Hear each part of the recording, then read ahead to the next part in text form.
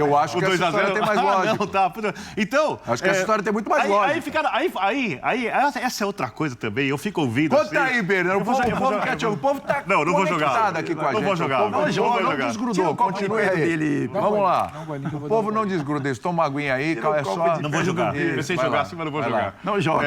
Continua. A gente quer verdades. Não, só verdade que são verdades. Assim. Quer uma banana? Oi? Quer uma banana? Não, obrigado. Eu comi antes de entrar no ar. tem aqui. Obrigado. Tem uma outra coisa. De repente, imagina se qualquer time está numa situação como estava do São Paulo, ganhando o jogo, tal, o time melhor, etc. Acontece isso, o outro time não volta para campo. Aí, em qualquer lugar do mundo, por exemplo, na Argentina tem muita cultura do abandonou. Cantam músicas do abandonou, né? O Nil já abandonou contra o Rosário Central, por exemplo, Caracha. Cantam uma música linda ali, abandonou, não sei o quê. Você vai cantar também, você tá demais hoje, vai lá. Abandonou. E aí, parece que a vergonha é do time que foi pro campo, que estava ganhando e que estava dentro de casa. É um fenômeno. Então passa anos dizendo que a vergonha é do time que foi jogar. Porque aqui, eu repito, um dia eu vou jogar na cabeça a água.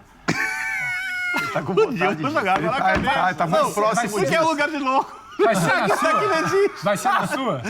Pode ser na sua, se Não, você não. preferir. Vai por você. Na Tentadora de Menezes facilitava. Faça por você. O cabelo tá por você. Resumindo, eu só estou citando algumas coisas aqui, alguns raciocínios que parecem muito óbvios, né? Mas quando alguém diz que a vergonha é de quem foi jogar, mesmo diante daquela situação mais do que óbvia, clubista.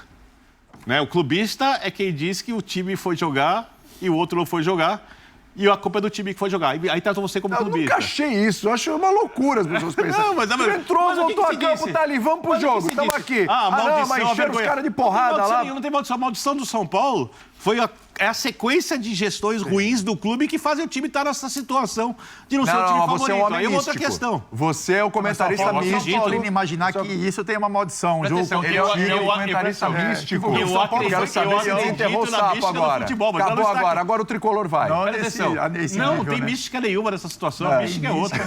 Mística é outra. Mística era, por exemplo, o São Paulo jogar com o time titular uma Libertadores do ano que transformaram o estadual em mundial, que eu acho também água na cabeça, porque o São Paulo ia completar 50 anos sem nunca ter perdido um time argentino no Morumbi.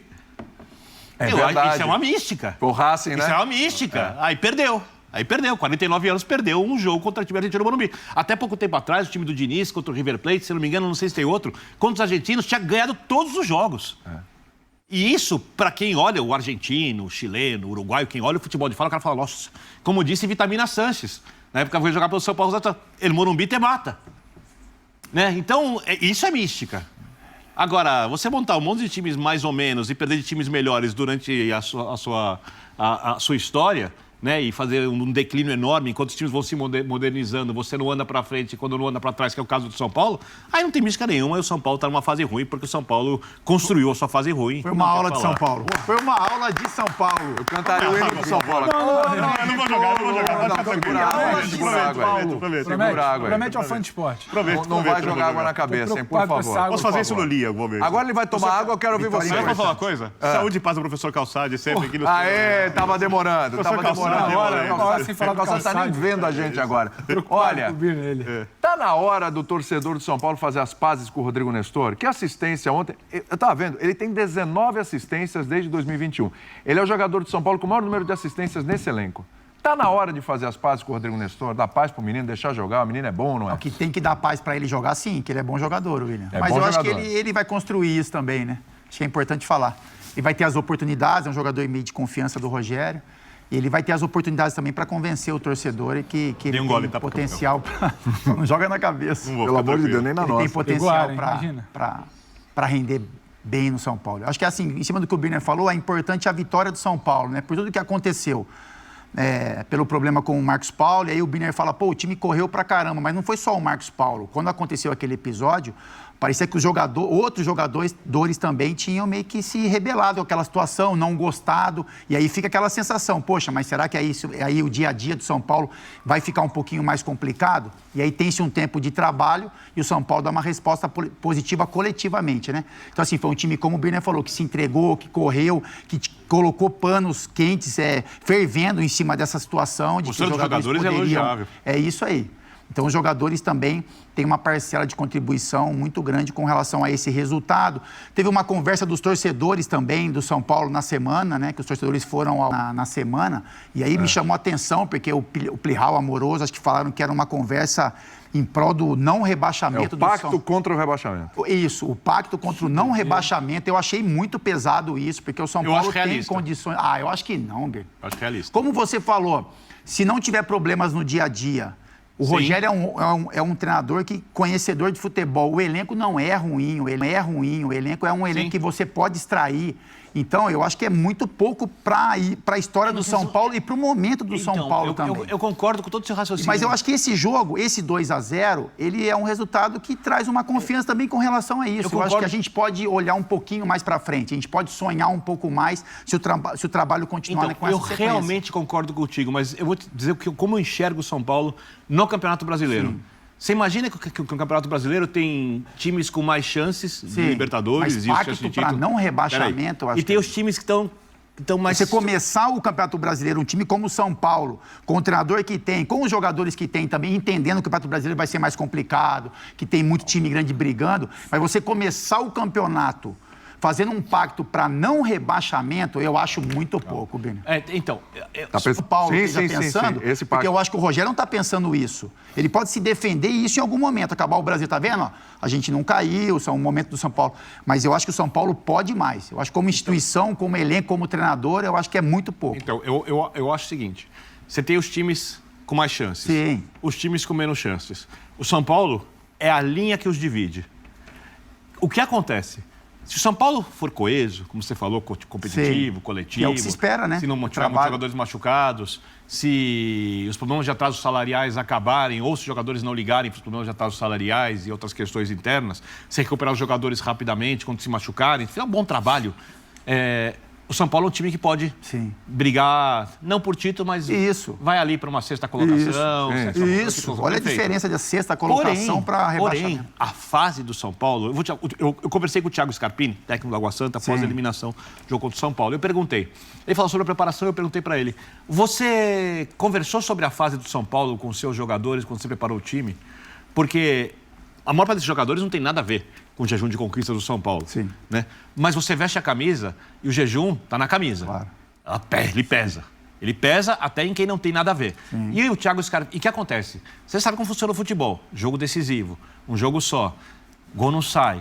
Né? Começa a vir aqueles sons. Né? Erra, vem um som, não sei o quê. O jogador vai ficando tenso. Né? E são jogadores, repito, respeitáveis, mas não são tecnicamente jogadores do nível dos jogadores do Flamengo. Por exemplo, dos jogadores mais decisivos do Palmeiras, do campeonato que tem no futebol brasileiro. Isso pode, como aconteceu no jogo, jogar para baixo. Então, se a coisa começa a não andar, o peso da camisa é muito grande. Mas outros times também podem passar por isso. Eu não sei se esses jogadores... Eu não estou falando que eles não conseguem. Vão lidar com isso caso as coisas comecem a desandar no brasileiro. E aí tem o risco. Ô, Vitor. Muito grande. E se a coisa começar a desandar, o peso joga para baixo. Pedrão, arremata pra gente falar de Corinthians 3, Liverpool 0. Discorda de alguma coisa que eu falei? Dizia eu que... Só para pegar a carona no ponto do capítulo que eu concordo, você tá falando aí desse clube é qual mesmo? Qual clube eu tô falando? Que você tá contando a história aí. Do livro, dos anos 30, 40, 50... Gigante. Sim. Isso. Então você está superestimando demais a fase e diminuindo demais a história de fazer um pacto no início de abril para não cair, meu amigo. Exato. Mas o time, no final das contas, em cada momento, ele é os seus dirigentes, os seus profissionais e os seus jogadores. Ele não é só isso. Você está falando para mim que muita coisa entra em campo. O que eu estou falando é, no Campeonato Brasileiro, hoje é dia 7 de abril. Isso. Ele começa daqui a 10 dias. Isso. Final de semana, sem ser esse agora o outro. O Campeonato Brasileiro, ele está cada vez mais competitivo, cada vez mais à distância do segundo colocado, não vou nem colocar o campeão, segundo colocado o 16º, ele que escapou do rebaixamento, cada vez mais ela é menor. Um time emenda 2 vitórias e sai de 13º para sonhar com o Libertadores. Sem dúvida. Então, eu coloco que você tem 12, 13, 14 times que em algum momento podem estar em risco de rebaixamento. A partir disso. Agora, você falar que o papo dentro do São Paulo é um pacto para não rebaixamento no início de abril... Então, você pode discutir o pacto, perfeito. Mas você não pode discutir que é o risco. O risco existe para 14 times. Exatamente. Eu vou tirar todos 4 os times, 5 14 times no fizeram esse pacto. O risco existe para todo mundo. A gente cansa de ver início de campeonato, divisão ali, sabe, de atenção... Mas Fortaleza, que era para brigar lá em cima... Mas você concorda que para alguns times existe um risco maior? Mas eu acho que mas aí você está superestimando a fase e você está subestimando a capacidade que esse time tem. Não, eu acabei de falar que é a linha. Eu não posso virar a página... falar que é a linha. Eu não sei se vai passar para baixo, é uma incógnita. Eu não posso virar a página de ontem, acreditar que aquele time de segundo tempo, de imposição, de marcação, de deixar em campo, de atacar pelos lados, de buscar soluções. Esse time, para mim, e é o que eu quero ver, e eu acho que o trabalho do Ceni, você falava isso, ele não era ruim, apesar do resultado do Paulista, eu não posso chegar em início de abril e falar que isso aí é pacto para não rebaixamento. Verdade. É o seguinte... Então tá aí, né, galera? São Paulo aí vai começar o Brasileirão agora, né? São Paulo joga terça-feira contra o Ituano, né? E visita o Botafogo no sábado, né? Já começou o Campeonato Brasileiro, então vai ser acho que vai ser uma sequência boa pro São Paulo, né? O São Paulo não é possível que o São Paulo passe vergonha pro Ituano, velho. Começar a Copa do Brasil passando vergonha pro Ituano no Morumbi, né? E aí depois já viaja pro Rio de Janeiro pra pegar o Botafogo, que tá numa fase horrível, né? O Botafogo tá com um time muito ruim. Então dá pro São Paulo tentar pelo menos somar ponto na primeira rodada do Brasileirão no sábado e a obrigação de ganhar do Ituano na terça no Morumbi, né? Então se inscreve no canal, deixa o likezão, comenta a opinião de vocês aí. Amanhã a gente vai vir com o vídeo da escalação do time pro jogo contra o Ituano e com o pós-jogo do Ituano pra gente reagir junto aí à mídia esportiva. Valeu? É nóis, vamos São Paulo!